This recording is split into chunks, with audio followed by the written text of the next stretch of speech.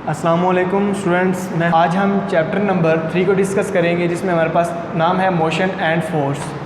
तो नाम से ज़ाहिर हो रहा है हमने मोशन और फोर्स के रिलेटेड इस चैप्टर के अंदर सब कुछ डिस्कस करना है।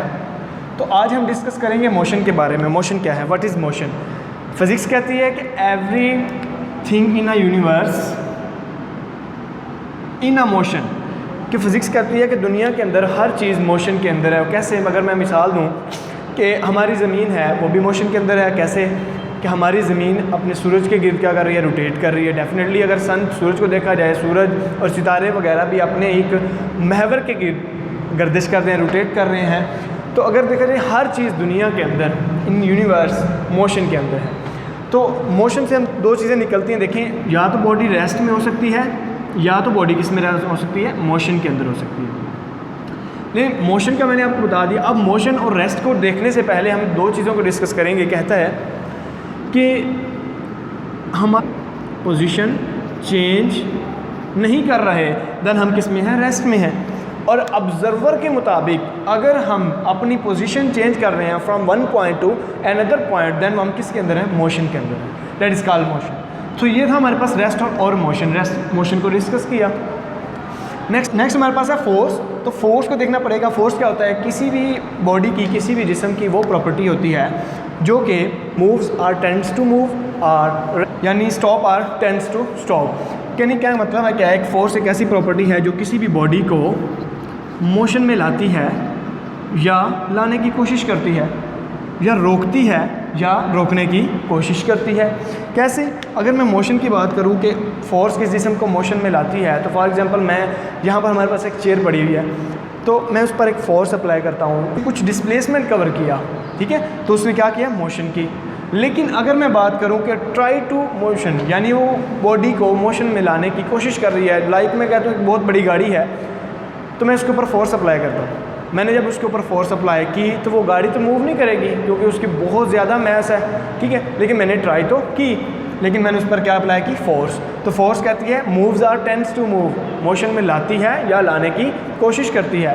अब वो क्या कहता है, रोकती है और रोकने की भी कोशिश करती है, यानी stop or tends to stop, stop or tends to stop, यानी कि फोर्स क्या है, जिस्म को रोकती है। लाइक एज कोई साइकिल छोटा सा चला के आ रहा है मेरे पास, तो मैं आगे से फोर्स लगा के उसको रोकता हूँ तो वो रुक जाएगा, ठीक है, मैंने उसको क्या किया, स्टॉप किया, लेकिन मैंने लगाई क्या है, फोर्स।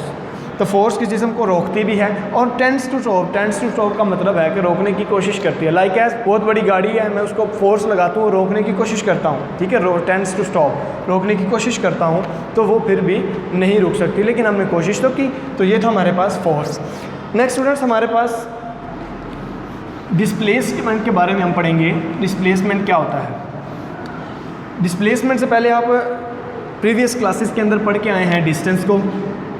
अगर मैं डिस्टेंस के बारे में बात करूं, इसी डायग्राम को देखूं, तो होता तो यह है पाथ लेंथ, यानी कि मैं कहता हूं मैंने पॉइंट ए से पॉइंट बी की तरफ डिस्टेंस कवर करना है। देखें, अब ये मैंने दो वेक्टर लिए हैं, पोजीशन वेक्टर R1 और R2 ले लिया। अब देखिए, ये वेक्टर ए है, ये वेक्टर बी है। फॉर एग्जांपल मैं कहता हूँ कि एक बॉडी है इस पॉइंट पर एक बॉडी है, इस बॉडी ने इस पॉइंट से इस पॉइंट की तरफ जाना है, ठीक है। दो रास्ते हैं, या तो हम गलियों से जाएंगे या हम बिल्कुल स्ट्रेट रास्ता अपना लेंगे। तो देखना पड़ेगा इन दोनों में से डिस्टेंस कौन सा है और डिस्प्लेसमेंट कौन सा है। हम प्रीवियस क्लासेस के अंदर पढ़ के आए हैं कि पाथ लेंथ, यानी ये जो रास्ता है इसका जो लेंथ है, इसकी जो लंबाई है टोटल, वो क्या कहलाता है, डिस्टेंस कहलाता है। लेकिन शॉर्टेस्ट डिस्टेंस मतलब है कि इस डिस्टेंस का इधर से ए पॉइंट से बी पॉइंट की तरफ अगर वो जाना चाहता है तो शॉर्ट रास्ता कौन सा है, हमें पता है, ये वाला बिल्कुल स्ट्रेट जा रहा है। अब ये जो स्ट्रेट जा रहा है ये शॉर्टेस्ट डिस्टेंस है, इसको हम क्या बोलेंगे, डिस्प्लेसमेंट बोलेंगे। लेकिन ये शॉर्टेस्ट डिस्टेंस कहाँ से कहाँ तक है, दो पॉइंट्स के दरमियान, point A and point B के दरमियान। तो ये था हमारे पास shortest distance, that is called displacement. अगर मैं डिस्प्लेसमेंट निकालना चाहता हूँ इन वेक्टर्स का, देन ये हमें पता है एक्स एक्सिस है और ये वाई एक्सिस है, पॉइंट इसको वेक्टर ए का नाम दिया, बी का दिया। तो अगर मैं चाहता हूँ डिस्प्लेसमेंट निकालना, तो हमें पता है ये R2 है और R1 है, R2 में से R1 माइनस कर दें तो हमारे पास क्या आ जाएगा, इसका डिस्प्लेसमेंट निकल आएगा। देखूँ डिस्टेंस और डिस्प्लेसमेंट की बात करते हैं तो इसी डायग्राम के अंदर से मैं दो चीज़ें देखता हूँ। एक हमारे पास ये लाइन है जिगजैग लाइन और एक है स्ट्रेट लाइन।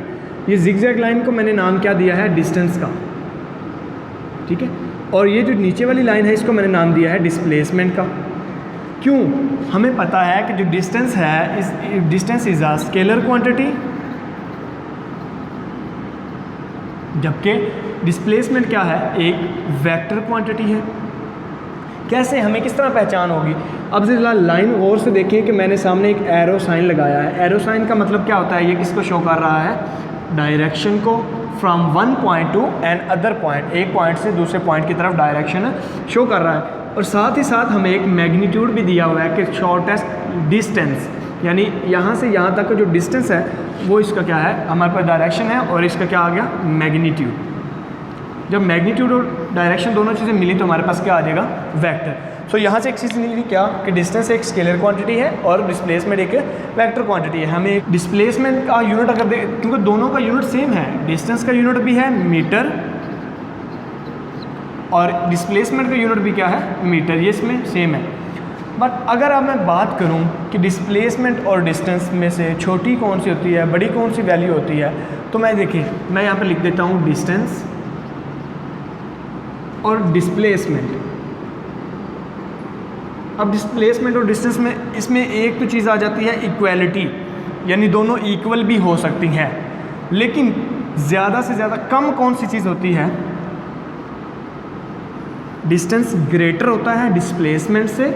लेकिन कभी ऐसी कंडीशन भी आ जाती है कि डिस्टेंस और डिस्प्लेसमेंट दोनों सेम हो जाते हैं। ये हमारे पास आ जाता है MCQ, ठीक है। सो स्टूडेंट्स आज हमने, अब अगर इसी में डायग्राम के अंदर से अगर मैं डिस्टेंस चाहता हूँ उसकी डायग्राम, अगर मैं डिस्प्लेसमेंट की डायग्राम चाहता हूँ तो वो क्या होगी, तो देखें अगर मैं डिस्टेंस की डायग्राम यहाँ पे बनाता हूँ तो देखें वो डायग्राम कुछ इस तरह होगी। लाइक अगर ही इसी दो वेक्टर्स को मैं लेता हूँ, ये वेक्टर A और ये वेक्टर B, इन दोनों के दरमियान मैंने बोला है कि जो डिस्टेंस होगा ये पाथ लेंथ होगी, यानी पाथ की जो लेंथ होगी दैट इज़ कॉल्ड डिस्टेंस, ये डिस्टेंस को शो करेगी। लेकिन अगर मैं डिस्प्लेसमेंट को शो करना चाहता हूँ तो मैं इधर ही डायग्राम बना देता हूँ। ये हमारे पास है डायग्राम, ये वेक्टर A और ये वेक्टर B। तो यहाँ पर एक मैं वेक्टर ऐसा ड्रॉ करूँगा जो शॉर्टेस्ट डिस्टेंस को डिनोट करेगा। तो ये हमारे ये जो डायग्राम है ये किसको ज़ाहिर कर रही है, डिस्प्लेसमेंट को। सो स्टूडेंट्स आज हमने डिस्कस किया है चैप्टर नंबर 3 का फर्स्ट टॉपिक जो कि है 3.1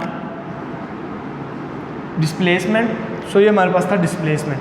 अगर आपको मेरी वीडियो अच्छी लगी तो प्लीज़ लाइक करें, कमेंट करें, शेयर करें और सब्सक्राइब करें। अगर अभी तक आपने सब्सक्राइब नहीं किया तो सब्सक्राइब करके बेल आइकन को प्रेस करें। Thank you.